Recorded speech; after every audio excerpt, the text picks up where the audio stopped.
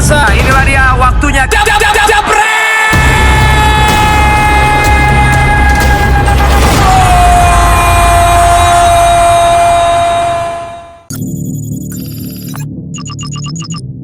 Tepuk tangan dulu buat Rizky Ridho. Rizky Ridho ini mau berbagi kisah sama kita malam hari ini. Tepuk tangan dulu buat Rizky Ridho. Panggilannya enaknya apa sih kalau teman-teman manggil apa? Ridho. Ridho, ya. Apa yang membuat seorang Rizky Ridho tuh mau jadi pesepak bola? Ya saya punya pikiran bahwa menjadi pemain sepak bola bisa untuk membanggakan keluarga dan bisa untuk membantu keluarga dalam hal apapun itu. Dari kapan seorang Rizky Ridho tahu kalau jalan saya tuh saya pengen jadi pemain bola gitu? Mungkin waktu kecil cuma ingin happy-happy aja karena mungkin main di kampung seperti itu. Dan beranjak dewasa saya tahu bahwa profesi ini bisa saya tekuni dan bisa untuk membanggakan orang tua saya seperti itu. Jadi buat membanggakan orang tua juga ya.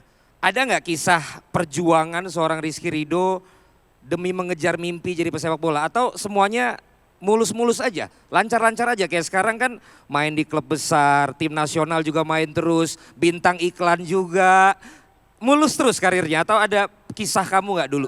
Tentunya ya nggak semulus yang orang-orang bayangkan dan orang-orang lihat sampai sekarang.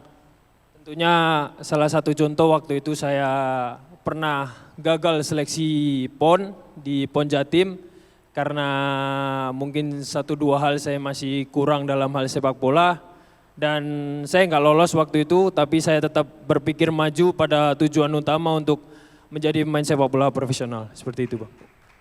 Jadi melihat kegagalan tuh harusnya seperti apa Ridho? Maksudnya kayak ya kita nyesel aja atau memang kita harus segera bangkit tuh gimana cara bisa maju lagi? Akhirnya kan bukan cuman PON, sekarang kamu benar-benar jadi nggak usah sedih, ini nggak apa-apa emang. Apa yang kira-kira membuat kamu tuh semangat lagi apa? Orang tua atau apa? Iya salah satunya orang tua karena dari awal saya ingin sekali membanggakan orang tua dan untuk mengatasi masalah untuk yang kegagalan tadi Bang, menurut saya fokus pada tujuan utama kalian itu apa dan fokus pada tujuan saya waktu itu jadi pemain sepak bola profesional untuk membanggakan Indonesia dan membanggakan keluarga saya, seperti itu. Keren, membanggakan Indonesia dan membanggakan keluarga. Tapi kan gini, atlet kadang-kadang pengen bikin bangga tapi tetap dibully. Kalau menang dipuji tapi kalau kalah dicaci. Bahkan kadang-kadang menang pun masih belum puas. Pernah ngerasain dibully juga? Pernah. Terus gimana ketika ngelihat ada komen-komen ngebully kamu tuh gimana? Waktu pertama kali saya kayak baca-baca terus dalam hati saya kok terpengaruh sama komentar orang-orang seperti itu dan itu berdampak pada permainan saya. Dan beranjak dewasa saya berpikir bahwa saya nggak akan peduli tentang hal itu karena pujian juga akan bikin saya tinggi hati dan saya akan lupa mungkin tentang sepak bola dan bulian juga akan membuat mental saya drop. Jadi saya pikir saya tidak peduli dengan hal itu seperti itu. Di timnas udah sama pelatih siapa aja ngerasain pelatih timnas? Saya Coach Fahri, Coach Indra sama Coach Sintayong. Jadi udah 3 pelatih tim nasional ya. Kalau bicara tentang timnas sekarang, kamu tetap menjadi pilihan utama di tengah pemain-pemain yang bermain di Liga 1 dan ada yang bermain di Liga Eropa. Dan kamu tetap menjadi pilihan utama. Kamu melihat persaingan yang bermain di Liga Eropa dengan yang bermain di Liga Indonesia untuk masuk tim nasional seperti apa, Dok? Ya tentunya kalau sekarang tidak semudah yang seperti sebelum-sebelumnya menurut saya untuk masuk ke timnas. Karena sekarang sudah banyak pemain yang bermain di liga luar yang sangat berpengalaman, yang lebih pengalaman dari kita yang main di lokal.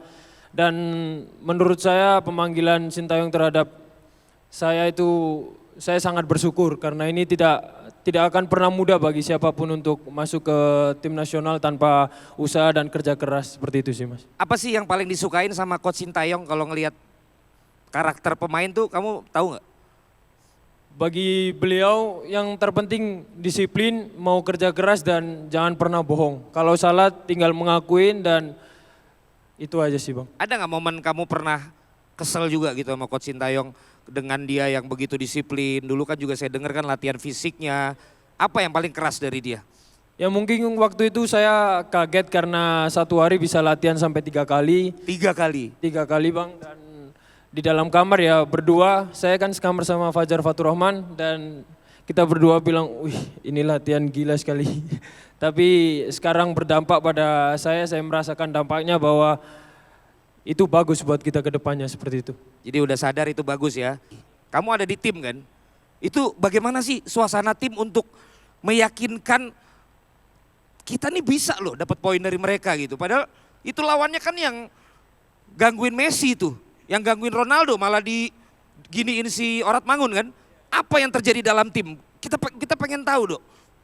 Karena kita dalam tim saling percaya satu sama lain dan di dalam tim ini auranya sangat positif. Karena semua yang ada di tim ini memiliki satu tujuan, satu misi yang sama untuk membanggakan merah putih. Seperti itu Bang.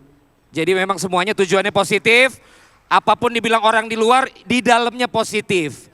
Pertanyaan terakhir dok, dari saya, kalian gimana melihat lawan berikutnya? Ya, kami semua pemain timnas bertekad untuk memenangkan pertandingan melawan Bahrain dan Cina meskipun itu tidak mudah.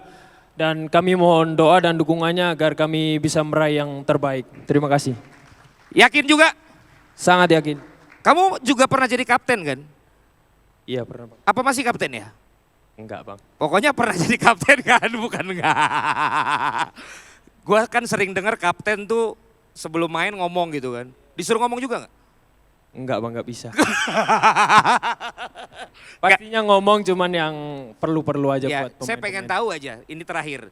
Kamu kalau jadi kapten tim biasanya ngomongnya apa? Ngasih semangat ke teman-teman yang lain, sekaligus ngasih semangat buat semua yang menyaksikan sekarang juga gitu kan. Kira-kira apa sih yang biasanya kamu bilang? Yang biasanya kamu bilang aja. Mungkin salah satu yang singkat yang saya bilang sama teman-teman bahwa kasih apapun yang kalian miliki untuk negara ini. Seperti itu. Rizky Ridho. Terima kasih.